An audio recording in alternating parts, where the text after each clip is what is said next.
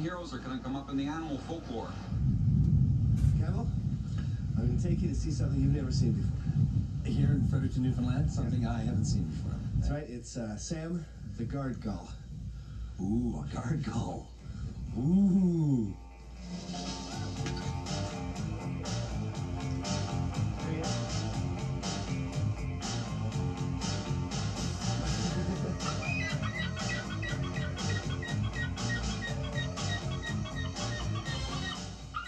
You warned me to not showing fear. Yes. What happens then? Most all the little ones get scared of them because sometime or another he crept up behind and picked them, and so that scares them off then. So I guess it was a warning to stay back. Well, I try to imagine this because I remember when I was a kid, I'd come home to Mom's name with some sort of animal or some stray thing. Did Junior promise to look after it and all that stuff? Oh yes, yes. How much did he buy? A quarter. 25 cents. Yes. So now we're talking 35 years later. Yes. And Junior still he makes sure that I got fish enough to feed the gull while he's away work.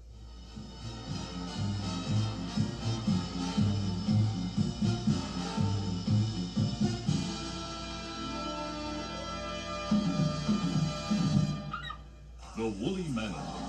This giant creature migrated to North America from Asia during the Pleistocene times, approximately 1 million years ago, before Dylan went electric.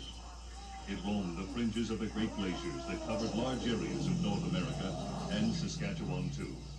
With its high domed forehead and thick dark hair, the mammoth was an imposing beast indeed. Sadly, the woolly mammoth became extinct between 10,000 and 25,000 years ago. Scientists are not sure exactly why. We got a little hungry. Found ourselves pulling in the town of Kyle, just north of Swift Current off Highway 4, and we discovered that this is the home of the Kyle woolly mammoth. They found bones as they're making this road here. They found the only mammoth bones in Canada. They found a bunch of bones and they sent them to Ottawa, of course. Naturally, some of them are in Regina. Some are in Regina, the capital of this province. So they got this, though, a replica of, and this is Wally, the woolly mammoth. So pack up the kids, load up the trailer, and come to Kyle, Saskatchewan to see Wally, the woolly mammoth. Well, what do you think? Think weather's gonna hold? No, I think it's gonna rain. It's gonna rain. I don't know. It's pretty sunny. No, it's gonna rain. What makes you think it's gonna You rain? always can tell. You can always tell it's gonna rain when the dinosaurs are lying down. Dinosaurs are lying down. Yeah. Of course. What an amazing creature! A creature from the depths. The legendary Ogopogo, who is becoming, with scientific advances, more and more real. He exists. Don't do that. This thing is a real thing. This is lore. This is history. This is like, it's so excellent. It's the invention of a guy from the Chamber of Commerce trying to find a hook to get to us, and that's all it is. Wrongo. No. This thing has been spotted time and time again. It's not something you make up. Spotted by wingnuts. No. People with serious scientific background. Like snake-like creatures with heads like moose or something like that. Amazing texture, sort of a three-hump thing with a Dior paisley and 3 or 4 flippers on each side. No arms, long. 2 humps? 2 humps. He's long and he's got bumps on his back and a smile on his face and horns on his head. But kind of cute. You know, when much music does something, you have to do it with a little Panache. So, Rex, hit it. Let's go find Ogopogo!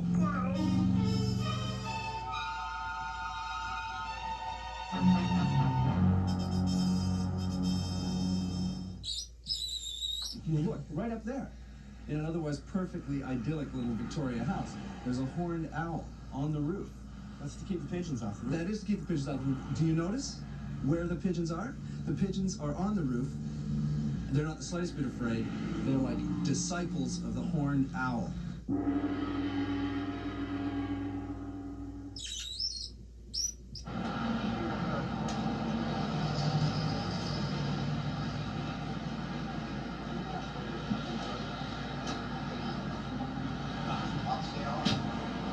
Don't see that every day, do you? to Ogopogo land. Well, step number one in the hunt for beasts, as we all know, is lunch. Come on. All right. Come on, we are working, dude. It's a problem with Jacques Cousteau. They never stop for lunch. Yo, excuse me, bartender. Hey. Can I have some Ogopogo bait? Sure.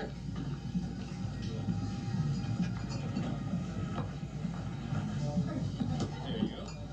Thanks so much. You're welcome. See you later. The secrets.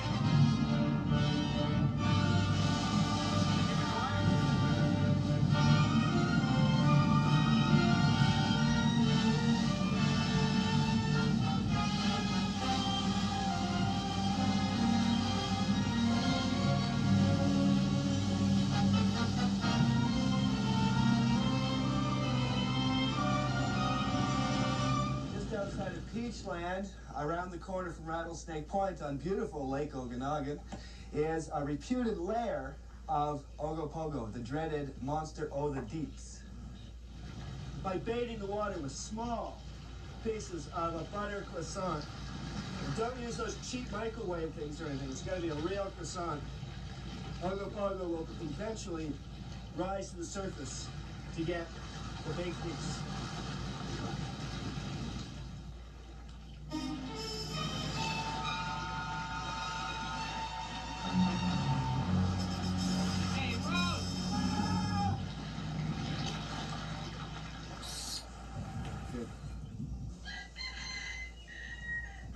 We have to pay attention, Mike. And Kurt's gonna show us how to hypnotize a chicken.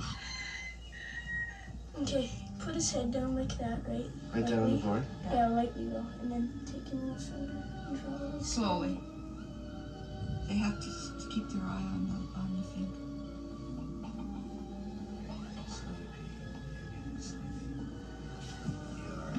Chicken. I'm under my spell right now.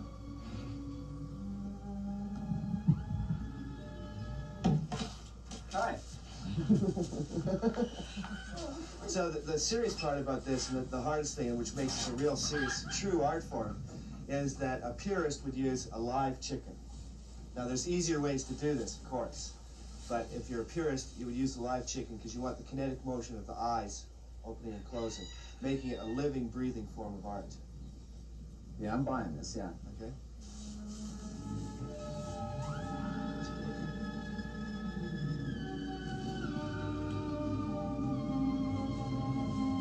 Hola. Okay. Now we just stand back, let Mikey get the shot, and we have chickens as art. Well, this is it. This is the day. Today is the day we get to go see reindeers. Not just Denny's, Santa's. Santa's own. Getting farmed out here and getting put together for every Christmas season just outside of Whitehorse. This is where they're made. This is where they come from. You're a grown human being. You know quite well there's no Don't such... you start that, mister. Donner and Blitzen and Comet, they all start here, and this is the place.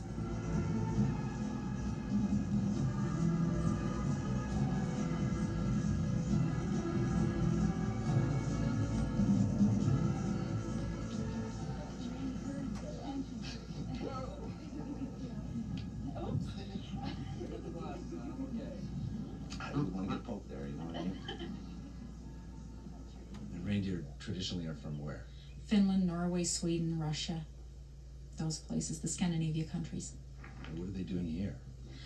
We, that's a good question.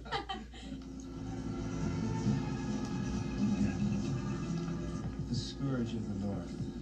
The baddest reindeer in town is Fluffy.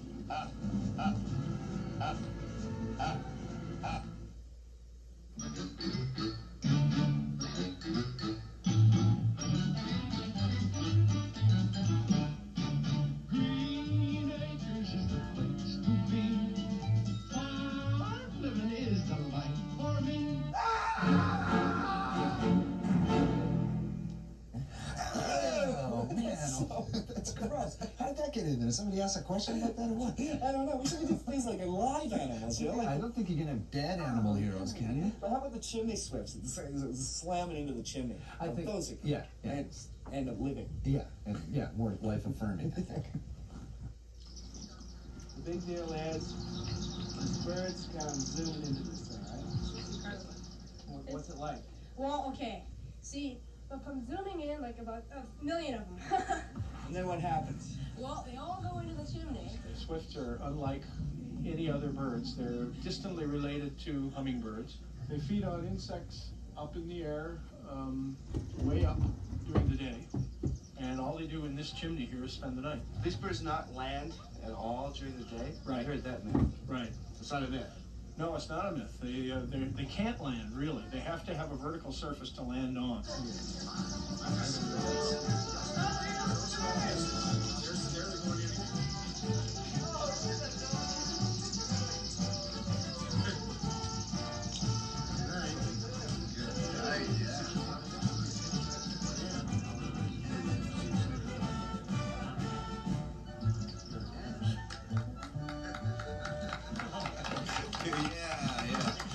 Golf clap for the birds.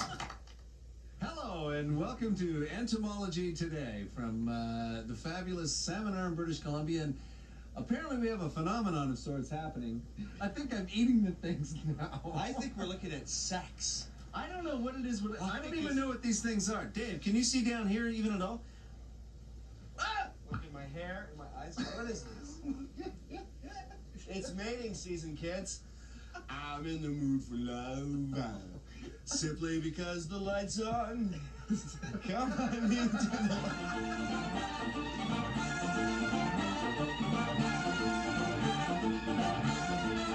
It's full of bugs, I know, but I'm nuts. So come on down, have one of these, and I'll give you a big handful of bugs just for coming by.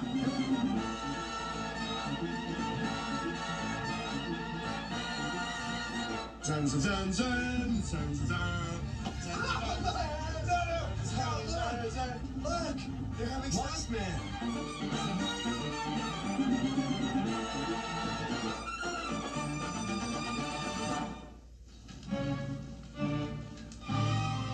So you want the last piece? Let's No, see. no. Last piece. I couldn't possibly eat anymore. No, really. I mean, I can't believe it. 15 feet. Jeez. So what do you think of this stuff, though? It's neat, eh? Yeah, it's a really interesting taste. You know, it's tender, but it's, it's like not red meat, and it's not really white meat. Sort of. But it kind of reminded me of chicken.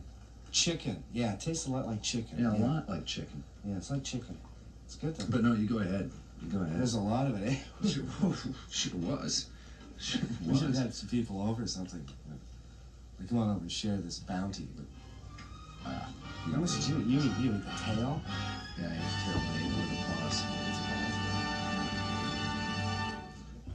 Mike and Mike, I was wondering, is there any place in Canada that you wouldn't recommend visiting? Okay, you're in kind of a rotten mood now because I stopped the car and pulled us off. But I saw this, and you gotta feel kind of sorry for it, right? Nothing?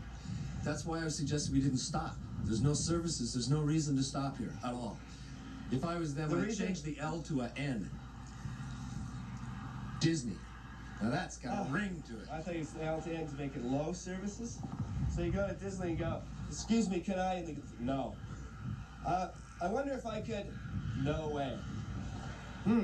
Is there any chance No chance. No way. No chance. Get the meat. So we never did go into Disney, but you know, there's an awful lot of things that you find on the highway that are truly spectacular in this country. It's like some small, less spectacular things. Some things are not as spectacular as everything in this great land of ours is spectacular. Well, no, there's some things that attempt to take a crack at being spectacular. They might be as close as spectacular. They can be, come on. Everything is spectacular. Just say it with me one time. Everything's spectacular. There we go. This is Green Gables, Prince Edward Island, or in the old Indian name, Koa'imo. In Mike and Mike's quest for things excellent in Canada, we now bring you to Green Gables, the Lucy Maud Montgomery house. This is where the house where little freckle-faced freckle-faced Annie was born and raised and lived out her days. And these people here spent big dough, they get in the bus and they get all sweaty and drive with all these smelly people for miles and miles and miles to go see a house that literally, there are thousands of these in this province. They're all over the place. Oh, come on. So what distinguishes this place from any other place? You know, say, oh, what do you want to do? Well, let's spend all our travel money and all our disposable income and come halfway across this great land of ours to see a house. It's the house that Anne was born and raised in. A cute it's a little shrine. A lot of freckle-faced people consider random this to husband. be like a literary shrine. There aren't thousands of them. Don't make fun of it. I'm not making fun of it. I'm being a journalist. I'm trying to be objective. It's just a friggin' house. Okay. What are some of the things that you find can only happen in Brantford? Well, the construction of the CN Tower on the lawn on Meadowvale Avenue up here on, is it Meadowvale? I'm not sure. CN Tower's in Toronto, though. No, there's a CN Tower here that was built as a replica of the CN Tower. It was on somebody's front lawn.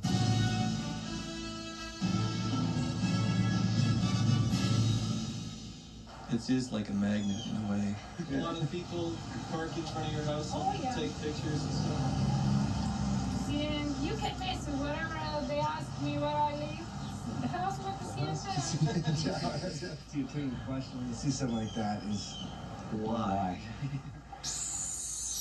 And we find ourselves now at Duncan, British Columbia, just about an hour's north of Victoria, at the Glass Castle and Medieval Mini Golf, which is soon to be named, get it right, the Medieval Haunted Glass Castle Museum. Museum.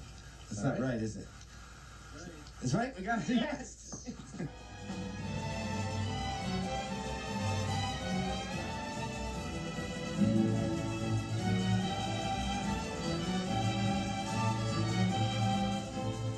Last summer, for instance, I would say we probably had a couple thousand people come through or more. So they come from all over the planet? All over the world. All over the planet, okay, that's right. But it does say on the sign it's world famous, right? That's right, yeah. So it is, in fact, world famous. What's the first thing you think of when you come to Prince Edward Island? Potatoes. No. Lobsters. No! Anne of Green Gables. No! It's the adventure you've been waiting for since 1325 BC. When you think of Prince Edward Island, you think of King Tut's tomb.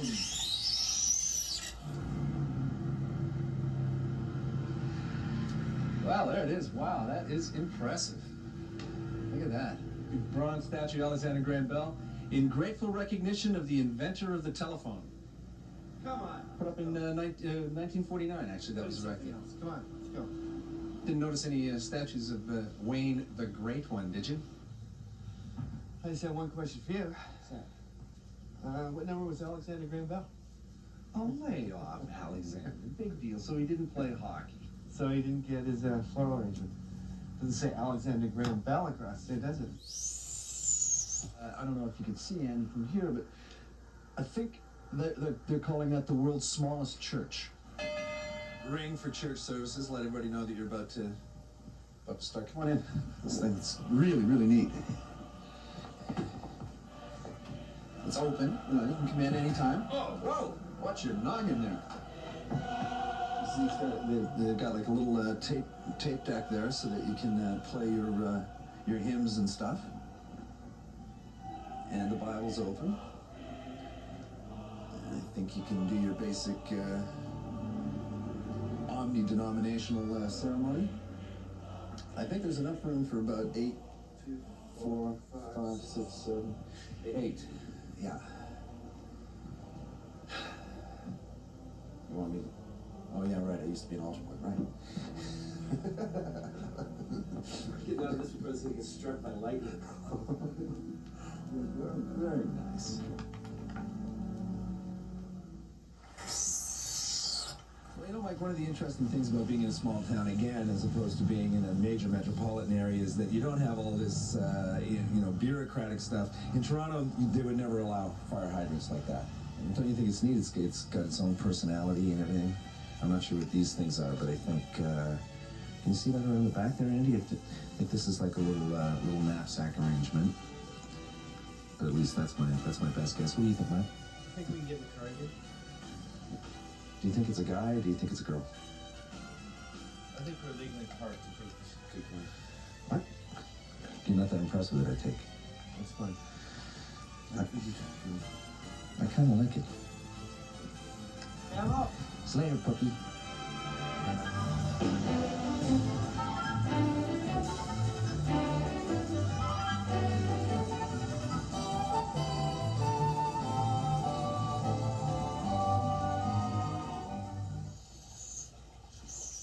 All these people here have driven this vast expanse of parking lot here to see one of the great sights of this great land it is. And what is it?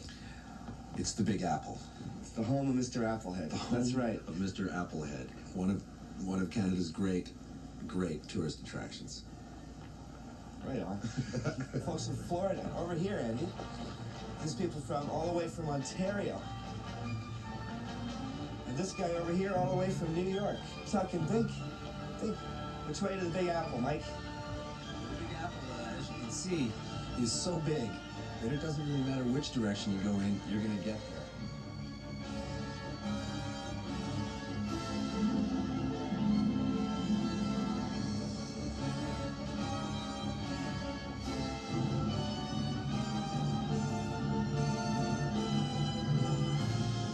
Wow!